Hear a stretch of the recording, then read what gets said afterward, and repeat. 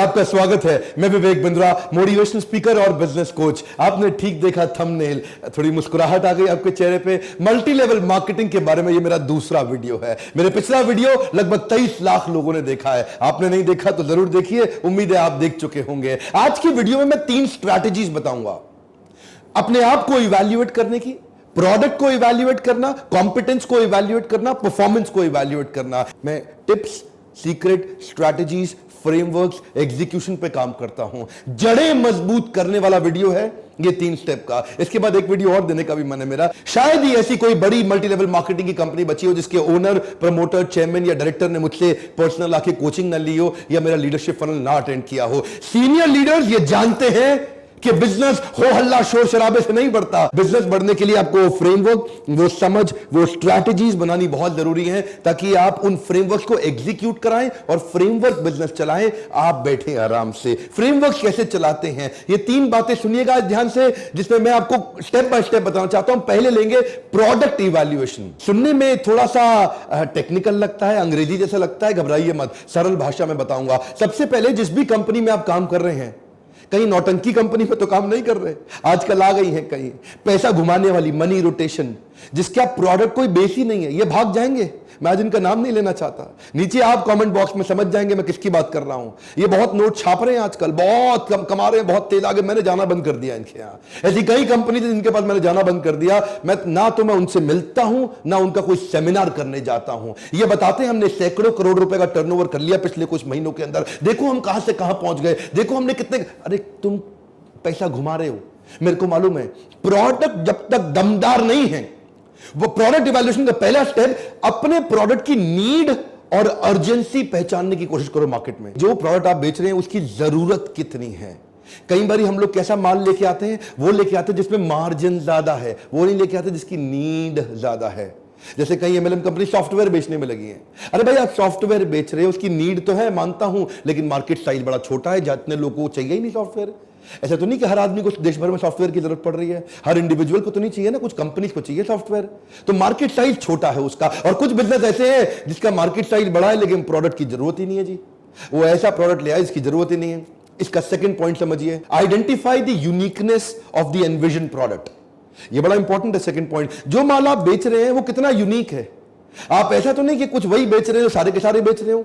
आप वही तेल, साबुन, शैंपू बेच रहे हो, सबके सब बेच रहे हैं। आप वही टूथपेस्ट बेच रहे हो, सबके सब बेच रहे हैं। अगर वो टूथपेस्ट है भी कितनी यूनिक है, अगर वो तेल, साबुन, शैंपू है भी कितनी यूनिक है। ऐसा तो नहीं कि कोई भी कॉपी मार लेता, आकर के एमएलएम चालू कर देता, लो जी मेरा भी टूथपेस्ट पकड़ो और बेचो जी, 150 रुपए का टूथपेस्ट 500 रुपए में बेचो। अगर आपका प्रोडक्ट यूनिक भी नहीं है और महंगा भी बहुत है, आपको बहुत पुश करना पड़ेगा सेल्स में। इसलिए सबसे पहले प्रोडक्ट इवैल्यूएशन बहुत जरूरी है, क्योंकि अगर प्रोडक्ट ही गलत हो गया, प्रोडक्ट ही ऐसा है जिसका रीपर्चेज ही ना आए, तीसरा पॉइंट क्या है, रीपर्चेज, उसका रिकरिंग रेवेन्यू ही ना आए, तो फायदा क्या हुआ जी। मान लो जैसे कई सूट लेंथ बेचते हैं, एक कंपनी थी सूट लेंथ बेचा करती थी, सूट लेंथ बेचते बेचते उड़ गई। अब सूट लेंथ आप बेच रहे हो, उसका रिकरिंग रेवेन्यू है ही नहीं। आदमी को हर हफ्ते सूट लेंथ थोड़ी चाहिए। आप कुछ कपड़ा बेच रहे हो, उसका रिकरिंग रेवेन्यू है ही नहीं, वो हर हफ्ते तो चाहिए ही नहीं होगा उसको। आपने मान लो कुछ ऐसी आइटम बेच रहे हो जो बार बार बिकेगी नहीं, तो आपका रीपर्चेज किधर से आएगा। रीपर्चेज तो बहुत जरूरी है एमएलएम के अंदर। देखो अगर कंपनी और प्रोडक्ट को ठीक इवैल्यूएट नहीं किया तो आपके लिए टाइम कंज्यूमिंग हो जाएगा, अल्टीमेटली आपको बहुत एक्सपेंसिव पड़ेगा, आपको ये नेगेटिव पड़ेगा, डिसरप्टिव पड़ेगा। इसीलिए शुरुआत से ही ठीक कंपनी, ठीक प्रोडक्ट पे काम करिए। अच्छे ग्लोबल जायंट्स हमेशा पीएसपी बिल्ड करते हैं, प्रॉब्लम सॉल्विंग प्रोडक्ट, वो प्रोडक्ट जिससे मार्केट की बड़ी बर्निंग प्रॉब्लम सॉल्व हो रही हो। तो जो आप एमएलएम में बेच रहे हो, ऐसा तो नहीं कि जी आप भी वही बेच रहे हो जो सारे बेच रहे हो, कोई बर्निंग प्रॉब्लम आप सॉल्व ही नहीं कर पा रहे। जैसे ही आपके पास बर्निंग प्रॉब्लम सॉल्विंग प्रोडक्ट तैयार हो जाएगा ना, आपको मेहनत कम करनी पड़ेगी, माल अपने आप रीपर्चेज में जाएगा। जितने भी ट्रेडिशनल मार्केटिंग के या डिजिटल ब्रांड्स भी हैं, वो सब पीएसपी फॉर्मूला पे काम करते हैं, चाहे वो टेस्ला हो, गूगल हो, एप्पल हो, आईबीएम हो, अलीबाबा, अमेजॉन हो, माइक्रोसॉफ्ट हो, नेटफ्लिक्स हो, स्नैपचैट हो, फेसबुक, व्हाट्सएप या यूट्यूब, ये सब वो ब्रांड है जिनको एडवर्टीजमेंट नहीं करना पड़ता, प्रॉब्लम सॉल्विंग प्रोडक्ट तैयार कर गए। एनीवेज वो ट्रेडिशनल ब्रांड है। आप मल्टी लेवल मार्केटिंग में हैं, सोचिए कि माल जो प्रोडक्ट आपका है उसको जरूर इवैल्यूएट कर लीजिए। और अगला है कॉम्पिटेंस इवैल्यूएशन। अपना भी तो कॉम्पिटेंस इवैल्यूएशन करना पड़ेगा आपको। चलो आपने कंपनी को तो आकलन कर लिया, अपना आकलन किया आपने कंपनी का इवैल्यूएशन कर लिया, अपना इवैल्यूएशन किया कि आप भी उस एमएलएम कंपनी के लायक हैं भी कि नहीं है। इसमें भी 3 हिस्से हैं, पर्सनल इफेक्टिवनेस, इंटरपर्सनल इफेक्टिवनेस और ऑर्गेनाइजेशनल इफेक्टिवनेस। क्या होती है 3 चीजें ये? पर्सनल इफेक्टिवनेस मतलब आप खुद अंदर से कितने ताकतवर हैं। क्या आप में वो नेगेटिव कस्टमर को सहने की क्षमता है कि नहीं, आप में वो फेलियर को सहने की क्षमता है कि नहीं है। 100 लोगों से आप मिले, क्या आप में 95 नेगेटिव फेलियर्स को टॉलरेट करने की ताकत है? अगर आप में पर्सनल इफेक्टिवनेस ही नहीं है तो इंटरपर्सनल कहां से आएगी सर?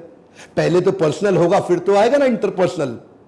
अगर आप ही ताकतवर नहीं है तो दूसरों को कहां से ताकत देंगे आप? अगर आपकी जेब में 100 रुपया है, 1000 रुपया दे ही नहीं सकते किसी को। पहली ताकत तो आपके अंदर वो कन्विक्शन, वो एंथुसियाज्म का ट्रांसफर ही सेल्स को बढ़ाता है। जितना आप अपने प्रोडक्ट पे उत्साहित है ना, उतना ही उत्साह आप दूसरे वाले को दे सकते हैं। आपका personal effectiveness, that's first. Second है इन्फ्लुएंस करने की कला, सामने वाले को कोच करने की कला, उसको इन्फ्लुएंस करना आता है आपको? क्या आप बड़े से बड़े ऑब्जेक्शंस को हैंडल कर लेते हैं? क्या आप दूसरों को प्रभावित कर लेते हैं? ये हो गया इंटरपर्सनल। पहला पर्सनल, दूसरा इंटरपर्सनल, तीसरा ऑर्गेनाइजेशनल। ऑर्गेनाइजेशनल क्या होता है? अपलाइन और डाउनलाइन। इनके साथ आपके कैसे संबंध, क्या आप अपलाइन को कंटिन्यूअसली रिस्पेक्ट कर पा रहे हैं या अपलाइन को अपने कंपटीशन की तरह देख रहे हैं? अगर अपलाइन से संबंध अच्छा नहीं, आपका गेम तो वैसे भी ओवर हो जाएगा।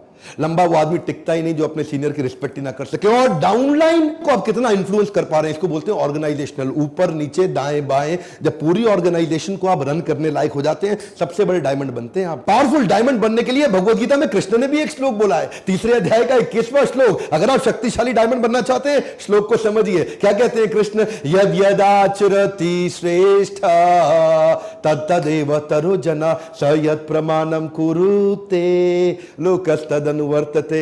ध्यान दीजिए, कम ऑन। यद यद तत्तद, यद यद जैसा जैसा, तद तद वैसा वैसा, जैसा जैसा लीडर करेगा वैसा वैसा तो डाउनलाइन भी करेगा, पर जैसा जैसा अपलाइन कहेगा वैसा वैसा डाउनलाइन नहीं करेगा। लीडरशिप सफल तभी होती है जब आप करके दिखा पाते हैं। पहले आचार फिर प्रचार।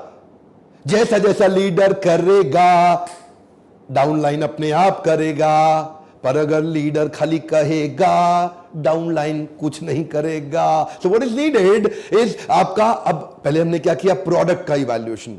अब आप क्या कर रहे हैं? अपनी कॉम्पिटेंस का इवैल्यूएशन। सफल होना चाहते हैं तो कंपनी भी अच्छी होनी चाहिए और आप में भी वो दम होना चाहिए। इसमें 4 प्रकार के लोग हैं। मैंने पिछले भी वीडियो में आपको बताया था कि लीडरशिप फनल में हम आपको कॉम्पिटेंस एनालिसिस करते हैं। बहुत से एमएलएम के लोग हर बैच में लीडरशिप फनल में आते ही हैं। आप एक्शन मैन है, आप प्रोसेस मैन है, आप पीपल मैन है, कि आप आइडिया मैन है। एक्शन मैन एकदम एक्शन में लग जाता है, ये लोग एमएलएम में सफल हो जाते हैं। उसकी स्पीड तेज है, उसका एग्जीक्यूशन, डिसीजन अभी की अभी, राइट नाउ करके दिखाएंगे, जान लगा दूंगा, एड़ी चोटी का जोड़ लगा दूंगा, ये एक्शन मैन है। प्रोसेस मैन क्या है? नहीं नहीं नहीं, स्टेप बाय स्टेप चलेंगे। पहले डेटा दिखाओ, पहले मुझे थोड़ा पीछे के टेस्टिमोनियल्स दिखाओ, मेरे को रेफरेंस चाहिए, मेरे को डिटेल चाहिए, मेरे को पूरे स्टेप्स चाहिए, पहले एनालिसिस करूंगा। प्रोसेस मैन धीरे धीरे चलता है। पीपल मैन रिश्ते बनाता है, लोगों के साथ जुड़ के चलता है। और आइडिया मैन, उसको फंसा दो, वो नया आइडिया निकाल देगा, नया ऑल्टरनेट निकाल देगा, नया सोल्यूशन निकाल देगा। वो क्रिएटिव थिंकिंग है, करता है, वो नए नए पैटर्न ढूंढता है, वो फंसता ही नहीं है कहीं पे, उसके पास नए आइडियाज हमेशा रेडी रहते हैं। वो इतना क्रिएटिव मेंटालिटी का 4 प्रकार में भी कॉम्बिनेशन है। कौन से लोग एमएलएम में चलते हैं और कौन से फेल हो जाते हैं? सारे नहीं चलते। अगर आप प्रोसेस मैन बहुत ज्यादा है तो एमएलएम में रिजेक्शन संभाल ही नहीं पाएंगे। एमएलएम के अंदर एक्शन और आइडिया का कॉम्बिनेशन चलता है, एक्शन पीपल का कॉम्बिनेशन चलता है। लेकिन अगर आपका प्रोसेस में स्कोर ज्यादा, क्योंकि हम आपका टेस्ट लेते हैं ना लीडरशिप फनल में, जब आप आते हैं आपका पूरा इवैल्यूएशन करते हैं डिटेल में, और आपको रिपोर्ट बना के बता देते हैं कि आप एमएलएम में चलेंगे या नहीं चलेंगे, और चलेंगे तो क्या करना है, नहीं चलेंगे तो क्या करना है। प्रोडक्ट एनालिसिस हो गया, कॉम्पिटेंस एनालिसिस हो गया, यानी कि अपनी कंपनी को चेक कर लिया, अपने आप को चेक कर लिया। अब परफॉर्मेंस एनालिसिस।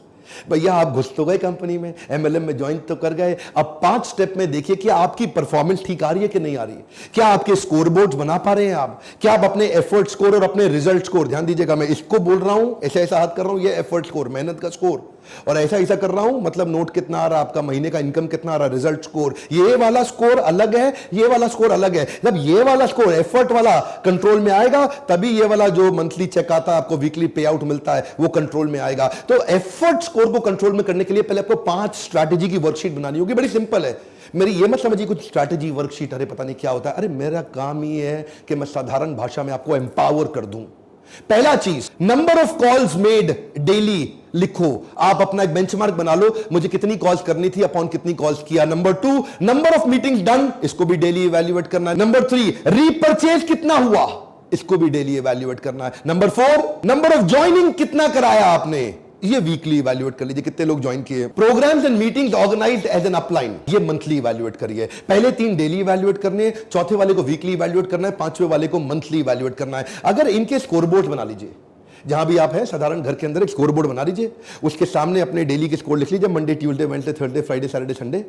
तो आप देखिए, अगर सफल होना है ना तो 5 मीटिंग रोज करनी पड़ेगी। हाथ याद रखिए, कमान 5, जरा जोर से बोलिए 5, थोड़ा शत्रुघ्न सिन्हा स्टाइल 5। ये 5 मीटिंग याद रखिए। क्या आप 5 मीटिंग रोज कर रहे हैं? एक बेंचमार्क बना लीजिए अपने लिए। जब आपके पास बेंचमार्क हो जाएंगे, नंबर ऑफ मीटिंग के, नंबर ऑफ कॉल्स के, अमाउंट ऑफ रीपर्चेज डन का, इसकी स्कोरबोर्ड और डायरी तैयार कर लेंगे।